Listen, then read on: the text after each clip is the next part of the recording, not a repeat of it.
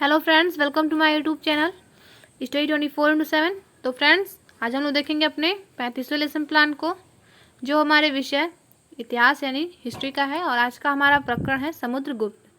तो आइए देखते हैं इस लेसन प्लान को हम लोग कैसे बनाएंगे। सबसे पहले आप पाठ योजना संख्या अपने अकॉर्डिंग लिखेंगे, फिर अपने विद्यालय का नाम जहाँ पर आपकी टीचिंग चल रही है, और फिर आप 3 कॉलम बनाएंगे जिसमें दिनांक, कक्षा व वर्ग, विषय, प्रकरण, चक्र और अवधि लिखेंगे। तो विषय आपका इतिहास है और प्रकरण है समुद्रगुप्त। बाकी सारी चीज़ें आप अपने अकॉर्डिंग लिख लेंगे। आगे बढ़ते हैं हम लोग। तो देखिए, समान उद्देश्य आता है और विशिष्ट उद्देश्य। तो समान उद्देश्य जो मैंने बताया है आपको कि समान उद्देश्य विषय के लिए होता है और विशिष्ट उद्देश्य प्रकरण के लिए होता है। विषय आपका नहीं बदलता है, जिसके कारण आपका समान उद्देश्य एक बार अगर आपने पहले पाठ योजना में लिख लिया तो आपको बार बार लिखने की आवश्यकता नहीं है, आप पूर्ववत लिख सकते हैं।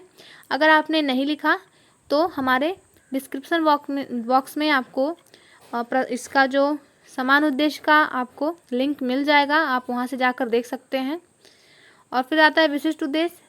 विशिष्ट उद्देश्य हमारा प्रकरण के लिए होता है। प्रकरण सभी लेसन प्लान बदलते रहता है, जिसके कारण हमारा विशिष्ट उद्देश्य भी बदलते रहता है। इसमें 3 बिंदु होते हैं। पहला है हमारा ज्ञानात्मक उद्देश्य, दूसरा बोधात्मक उद्देश्य और तीसरा है हमारा क्रियात्मक उद्देश्य। तो आइए देखते हैं। नाम से ही पता चल रहा है आपको, ज्ञानात्मक यानी ज्ञान की बात की जाएगी। किसके ज्ञान की बात की जाएगी? छात्रों के ज्ञान की बात की जाएगी। तो पहला देखिए, छात्र समुद्रगुप्त के बारे में जानेंगे, अर्थात छात्र को किन बातों का ज्ञान होगा, यह आपको ज्ञानात्मक उद्देश्य में लिखना है। दूसरा, छात्र समुद्रगुप्त की शासन व्यवस्था के बारे में जानेंगे। आगे बढ़ते हैं हम लोग। दूसरा है हमारा बोधात्मक उद्देश्य। बोध मतलब होता है समझना, यानी छात्र क्या समझेंगे। तो पहला है, छात्रों को समुद्रगुप्त के साम्राज्य के क्षेत्र का बोध होगा। दूसरा, छात्र समुद्रगुप्त के जीवन वृत्त को जानेंगे। तीसरा, जानने और समझने के बाद छात्र जो क्रिया करेंगे उसे हम क्रियात्मक उद्देश्य में लिखेंगे। जैसे छात्र बता सकेंगे कि समुद्रगुप्त की अच्छाई व गुण क्या थे। दूसरा, छात्र मानचित्र पर गुप्त साम्राज्य को दर्शा सकेंगे। अब आता है हमारा नेक्स्ट हेडिंग, सहायक सामग्री का। सहायक सामग्री में आपको लिखना है भारत के तत्कालीन मानचित्र पर समुद्रगुप्त का साम्राज्य विस्तार। इसके अलावा आप लोग देखिए, इसमें चौक, डस्टर, श्यामपट्ट, लपेट श्यामपट्ट ले सकते हैं। यह सारी चीज़ें आपकी किस में आती है? सहायक सामग्री के अंतर्गत आती हैं। अब आता है हमारा पूर्व ज्ञान। तो पूर्व ज्ञान में आपको लिखना होता है कि आपका जो प्रकरण है उसके विषय में छात्रों को पहले से थोड़ी बहुत जानकारी है अथवा नहीं। जैसे छात्र समुद्रगुप्त के बारे में सामान्य जानकारी रखते हैं। अब आता है हमारा नेक्स्ट हेडिंग, प्रस्तावना प्रश्न का।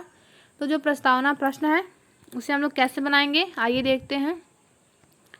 सबसे पहले आप 3 कॉलम बना लीजिए, जिसमें आपका क्रम संख्या, दूसरा छात्र अध्यापिका क्रिया यदि छात्र हैं तो छात्र अध्यापक क्रिया, और तीसरा छात्र क्रिया का हेडिंग आप लोग डाल लेंगे। फिर देखिए, पहला प्रश्न है, छात्र अध्यापिका क्रिया में गुप्त वंश का संस्थापक कौन था? तो छात्रों का उत्तर है श्रीगुप्त।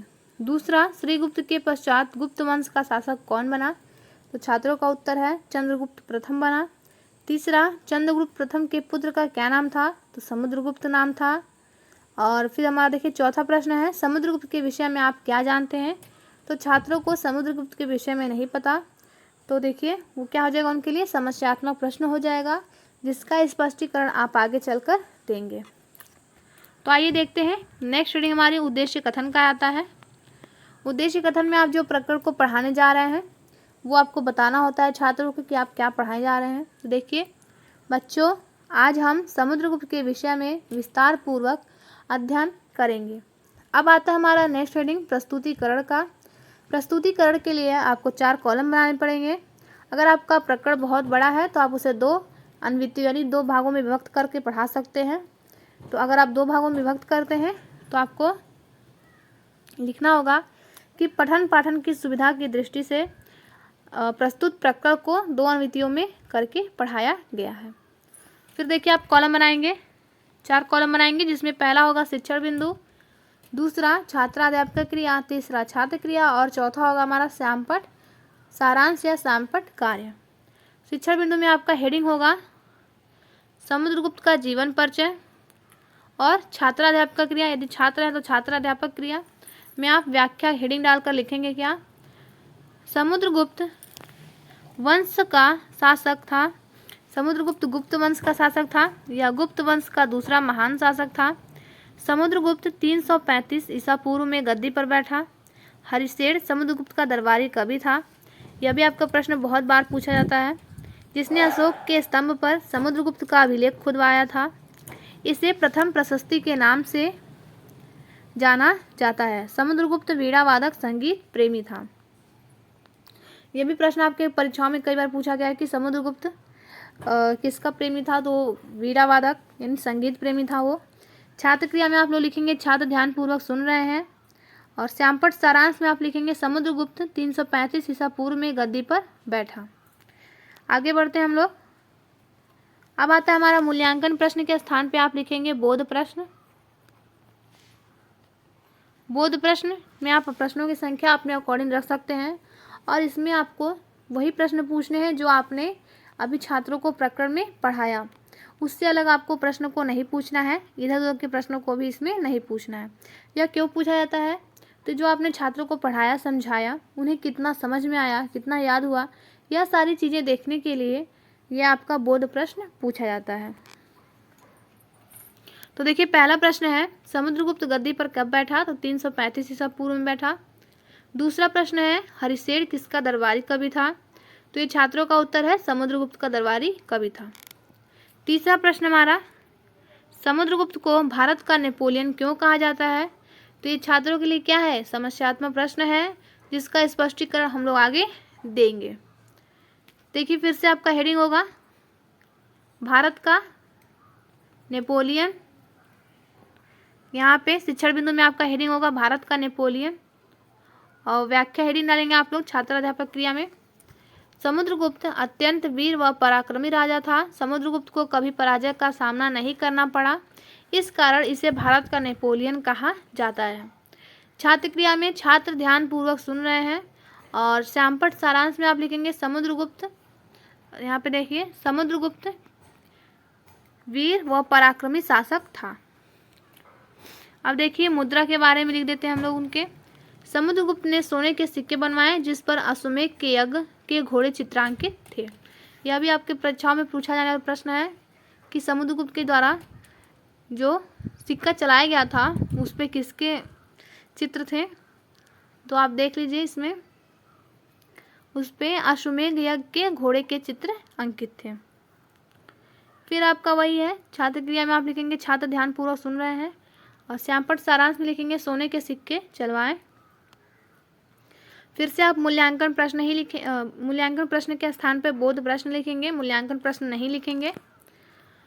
तो बोध प्रश्न में देखिए पहला प्रश्न हमारा समुद्रगुप्त ने किस धातु के सिक्के चलवाए, तो छात्रों का उत्तर है सोने के। दूसरा समुद्रगुप्त ने कौन सा यज्ञ करवाया, तो अश्वमेध यज्ञ करवाया। तीसरा है ये समुद्रगुप्त किस धर्म का उपासक था, तो यह किस धर्म का था, वैष्णव धर्म का उपासक समुद्रगुप्त था। अब आता है हमारा पुनर्मूल्यांकन का प्रश्न। पुनर्मूल्यांकन प्रश्न के स्थान पे आप पुनरावृत्ति प्रश्न कर देंगे। पुनरावृत्ति प्रश्न में आपने जो प्रकरण को पढ़ाया है उस प्रकरण से ही आपको नए प्रश्नों को पूछना है।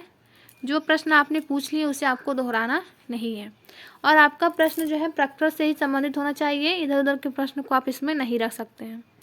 तो देखिए समुद्रगुप्त के पिता का क्या नाम था, प्रयाग प्रशस्ति में किसका वर्णन है, समुद्रगुप्त को भारत का नेपोलियन क्यों कहा जाता है, अश्वमेध किसने करवाया था, तथा सिक्के पर क्या चित्रांकित था।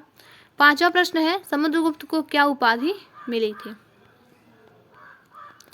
अब आता है हमारा निरीक्षण कार्य। तो देखिए निरीक्षण कार्य में छात्रा अध्यापिका छात्रों को, यदि छात्रा है तो छात्रा लिखेंगे छात्राध्यापक, श्यामपट्ट सार लिखने को कहेगा तथा घूम घूम कर कक्षा का निरीक्षण करेंगी या करेगा। ठीक है। अब आता है हमारा नेक्स्ट हेडिंग गृह कार्य का। तो जो गृह कार्य होता है वो आप अपने अकॉर्डिंग दे सकते हैं, परंतु यहाँ पे देखिए क्या दिया गया है। पहला प्रश्न है समुद्रगुप्त ने कौन सा यज्ञ करवाया, वर्णन करें।